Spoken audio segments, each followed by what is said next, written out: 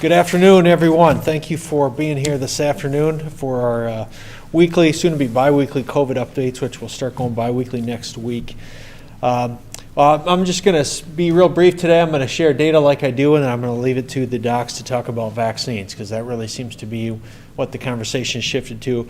We have not seen, to date, really much surge, if any, from the holidays, from the holiday gathering. I know there was some trepidation going into the holidays of what would happen around Christmas time. It is the 11th today, so we're almost 2 weeks since New Year's Eve parties and that stuff, and so things still have been fairly manageable from that. On a positive note as well, our economy remains very healthy. In addition to our community seems to be doing fairly well during this phase of the pandemic. We've had some strong economic news even just in the past day, and so things are going well on that front, and we continue to just encourage people to keep supporting our local businesses when you can right now. Post-holidays is a little bit slower for our retail economy and restaurant economy, so keep supporting them when and where you can. As far as our case volumes and our numbers over the last 2 weeks, continue to see a slow, steady decrease in the number of new daily cases that are being reported, and you can see most recently just today's data, a very low number of cases reported with 59. That is also trending in line with what we're seeing with active cases, which have flatlined and decreased a little bit, but most importantly, our hospitalizations have continued to trend down. Actually, the last 3 days been below 80 between our two healthcare partners, which, as you can see, if I blew up this chart and went back a couple months, it's been quite a while where we've been below 80 between both of our healthcare partners. So that's very positive information for us to be sharing. I am going to turn it over to Dr. Wilde first with Sanford to talk about vaccines. I know he's going to reinforce it as well. I'm just going to say one word, and that word of the day is going to be patience, where you need to just continue to stress the patience in terms of when the vaccine will be available and when people will be able to get that much coveted poke in their arm, but they're coming. But we need patience right now, as these guys will stress. So Dr. Wilde, I'm going to turn it over to you. Good afternoon. As representing Sanford for information, as I usually start out with on a weekly basis, soon to be bi-weekly. So our status right now, we have 20 to 30 inpatients. Those are patients that are actively isolated, and we're caring for them because they have COVID. About double that number still in the hospital. So those are patients who have had COVID. They no longer need to be in isolation, but do continue to need inpatient hospital care. We continued to do our home monitoring program, which has been effective in terms of hopefully keeping patients out of the hospital, and continue to devote energy to that. Along with our monoclonal antibody infusions, we've looked at data across all of Sanford now in the last month that we've been doing those, and do see a promising trend. It's certainly not a completely effective treatment, but we do see some good trend in regard to preventing hospitalizations, shortening hospitalizations as well. So in a very safe and appears to be somewhat effective medication. We're also increasing our testing efforts, and I see a lot in the community as well, which is helpful in regard to mitigation and isolation and appropriate source control as we continue through this pandemic.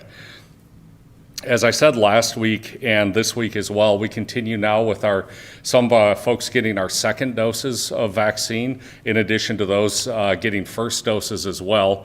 The mayor showed the picture here from the State Department of Health, and I would also agree with the whole patience effort as a state.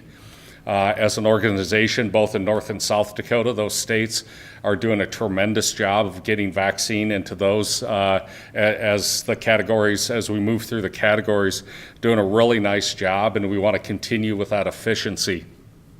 Appears to be a very effective and safe treatment when it comes to vaccine.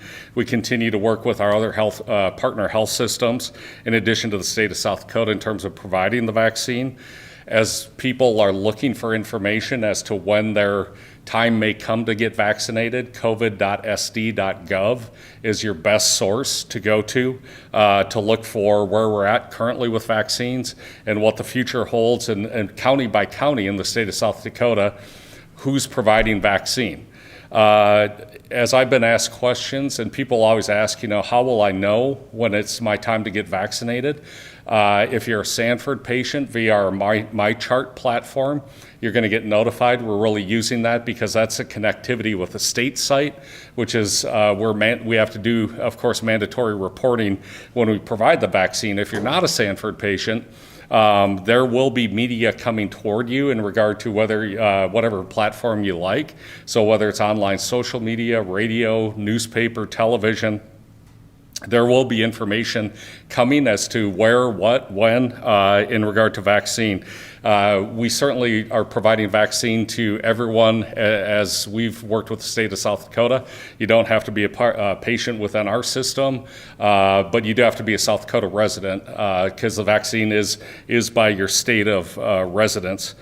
With that, I guess I'll just conclude with a couple of thank yous. I'd like to continue to thank the healthcare workers, those that are vaccinating patients, those that are registering, helping with the logistics of that, our city partners who have been helping us, guiding us through, pandemic response and surge and vaccine and mass vaccine operations as well.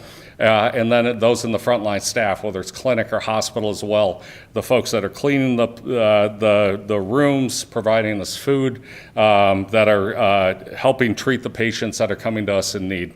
And lastly, just thanking everyone out there, because we've been going through this now coming up on a year, and people have put tremendous energy toward taking care of themselves. Keep up that work.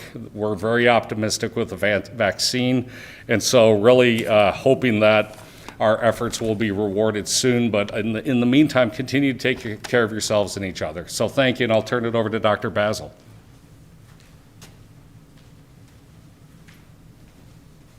Thank you, Dr. Wilde. I'll keep my comments pretty short today because I think most of the important things have been hit already. From an Avera standpoint, our numbers stay very level as far as number of hospitalizations due to COVID.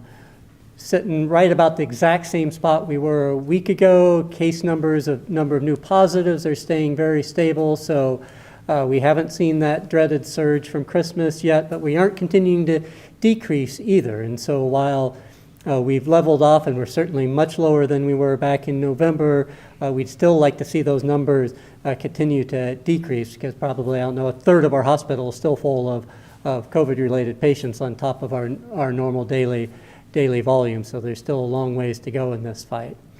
In regards to vaccine, I continue to just be so proud of our state and our partnerships with government and with our other healthcare providers.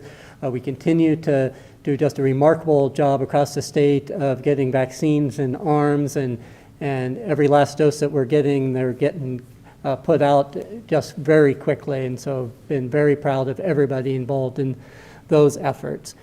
And I'll also add my voice to a request for patience and for grace. And so we are going into, I think we'll soon, right now we're in that level C where a lot of first responders and other types of clinical activities are being vaccinated, and that'll probably be drawn to a close here, at least being mostly covered over the next couple of weeks.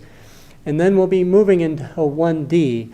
1D is a large group of individuals. We have everybody over age 65, everybody with 2 or more chronic medical conditions, educators, congregate living centers. I think the state estimated over 250,000 individuals in Group 1D.